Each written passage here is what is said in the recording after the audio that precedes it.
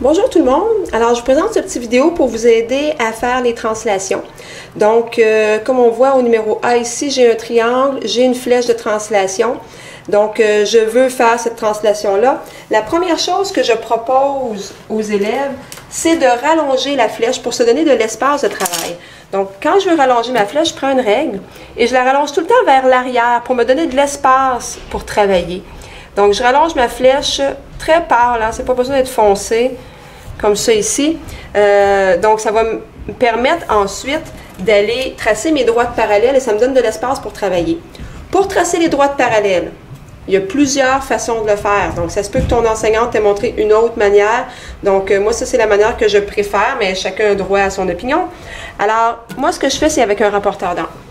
Donc avec mon rapporteur, je vais aller m'assurer que mon rapporteur est placé directement à 90 degrés sur ce que j'ai rallongé justement de ma flèche.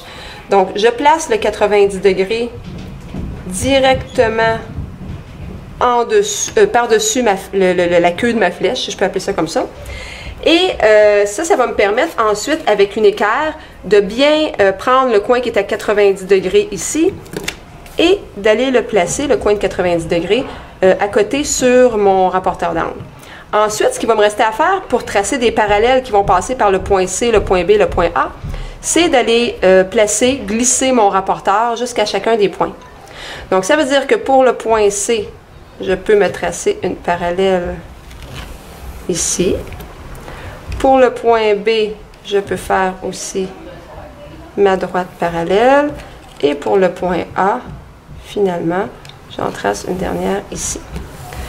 Alors, faire ça bien droit, là. Mon équerre est un petit peu abîmé. Comme ça ici. Si vous regardez bien, j'ai fait mes parallèles seulement dans un sens. Je peux aller dans les deux sens. J'aurais pu, ça n'aurait pas dérangé. Mais c'est que si tu regardes ma flèche que j'ai ici, ma flèche s'en va de ce côté-là. Donc, je sais que ma figure image, ma figure finale, va arriver environ ici. Donc, ça ne me servait à rien d'aller continuer les droites. Mais ça n'aurait pas dérangé si je les avais fait non plus. Donc, je pense que c'est la partie la plus difficile est faite. C'est vraiment de tracer les parallèles. C'est une partie super importante. Il faut que tu fasses attention pour que ça soit bien parallèle. Donc, à l'œil, là, il ne faut pas que tes droites aient l'air de pouvoir se rejoindre. Il faut qu'il y ait bien l'air bien parallèle. Si déjà à l'œil, tu vois qu'ils ne sont pas parallèles, efface tout de suite puis recommence.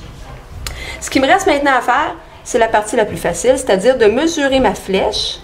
Et là, il faut aller bien jusqu'au bout. Puis pour être certaine que je suis correcte, je vais faire un trait ici, là. Donc, j'ai exactement la bonne mesure. Donc, je mesure la longueur de ma flèche parce que c'est ce déplacement-là que je veux faire. Je veux faire un déplacement de cette longueur-là. Alors, je me place sur le point C. Et là, je vais avoir C'. Ensuite, je me place sur B pour avoir B'. Et je me place sur A pour avoir A'. Donc, mes trois points sont placés. Donc, ça veut dire que c'est ici, c'est A'. Ici, j'ai B'. Et ici, j'ai C'. Alors, on a pratiquement terminé. On prend ensuite une règle et on rejoint nos trois points. Comme ça. Tout le temps avec une règle, c'est bien important. Hein? On fait quelque chose de précis, donc on va y aller précis jusqu'à la fin. Et j'ai terminé. Je regarde mon triangle pour voir si à l'œil, ça semble bon. Donc, il faut qu'il y ait les mêmes dimensions, que les côtés soient environ de la même longueur, soit de la même longueur. Donc, je regarde à l'œil juste pour avoir une idée.